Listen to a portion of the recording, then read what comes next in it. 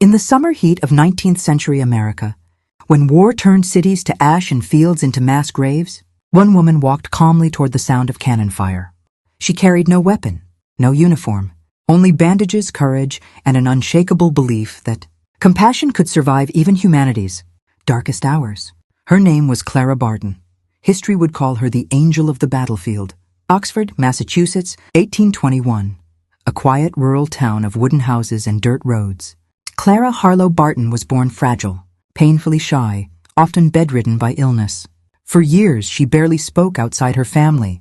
Nothing in her childhood suggested heroism. That changed when she was 11. Her brother David was gravely injured, and for 2 years, Clara became his nurse. She learned to treat wounds, administer medicine, and monitor symptoms. Beside his sickbed, her purpose quietly formed. As a young woman, Clara became a teacher. In 1852, in Bordentown, New Jersey, she opened a free public school. Enrollment grew from 6 students to more than 600, but success brought exclusion. The town replaced her with a man, paid twice her salary. Clara resigned. Leadership, she learned, was not meant for women. In 1854, she moved to Washington, D.C., becoming one of the first women employed at the U.S. Patent Office. Once again, resistance followed. Male colleagues sabotaged her work. Political shifts forced her out. By the late 1850s, she was pushed aside until war arrived. April 1861, the American Civil War erupted. In Washington, Clara saw wounded soldiers bleeding in the streets, hospitals without supplies, men dying from neglect. She acted immediately. She organized supply drives, gathered bandages, food, lanterns, medical tools. When regulations blocked her from the front, she challenged them. When officers refused access, she waited. When permission came, she went where no woman officially belonged. Antietam, September 17, 1862. The bloodiest day in American military history. Clara arrived as artillery thundered. A bullet passed through her sleeve and killed the man she was treating. She did not stop. Soldiers said she moved like an apparition, fearless, relentless.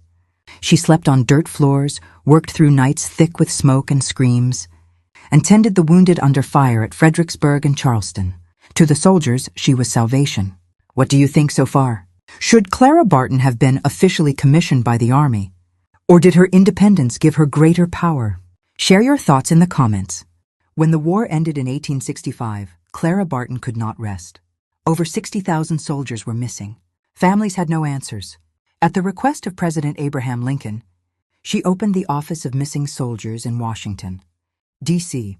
From a small room filled with letters and lists, Clara identified the fate of more than 22,000 men. She traveled to Andersonville Prison in Georgia, marking over 13,000 graves. She restored names to the dead and peace to the living. Exhausted, she collapsed. Doctors urged her to leave the country. In Europe, she discovered the International Red Cross. Born from the Geneva Convention of 1864, Europe embraced neutral humanitarian aid. The United States had not. During the Franco-Prussian War of 1870, Clara coordinated relief efforts in Strasbourg and Paris, aiding civilians and soldiers alike. Honored abroad, she returned home determined to change America. For years, she lobbied Congress, faced ridicule. Critics called her emotional, unstable, too old, too female. She persisted. In 1881, at 60 years old, Clara Barton founded the American Red Cross. 1 year later, the United States ratified the Geneva Convention. Under her leadership, the Red Cross expanded beyond war, responding to floods, fires, hurricanes, and earthquakes. She believed suffering did not need a uniform to deserve help. But leadership came at a cost. Clara ruled with absolute authority. She clashed with board members, refused to delegate, and faced accusations of financial mismanagement. Some exaggerated, others real. In 1904, at 82, she was forced to resign. She retreated to Glen Echo, Maryland, overlooking the Potomac River, quiet, isolated, fitting, for a woman who spent her life running toward chaos. Clara Barton died on April 12, 1912, at 90 years old. She never married, never had children. Her legacy was measured in lives saved. Today, the American Red Cross stands as one of the world's largest humanitarian organizations. Its roots trace back to one woman who refused to look away. So we ask you, was Clara Barton a hero, a rebel, or both? Did her uncompromising nature strengthen her mission or cost her control of it? Leave your thoughts in the comments. Because history is not written only by generals and presidents. Sometimes it is written by those who choose compassion over fear. More than a century after her death, Clara Barton's footsteps are still felt wherever suffering meets compassion. Every emergency shelter raised after a hurricane, every blood donation that saves a stranger's life, every humanitarian corridor opened in the middle of conflict, carries the echo of her conviction that neutrality does not mean indifference, and aid should never ask who deserves it. Humanitarian action was reactive, improvised. Before Clara Barton, and often restricted by politics or military hierarchy. She changed that. She introduced the radical idea that organized compassion could exist outside the battlefield and outside government control, without losing legitimacy. That principle remains at the core of modern humanitarian law. The American Red Cross, she founded, became a blueprint for disaster response in the United States.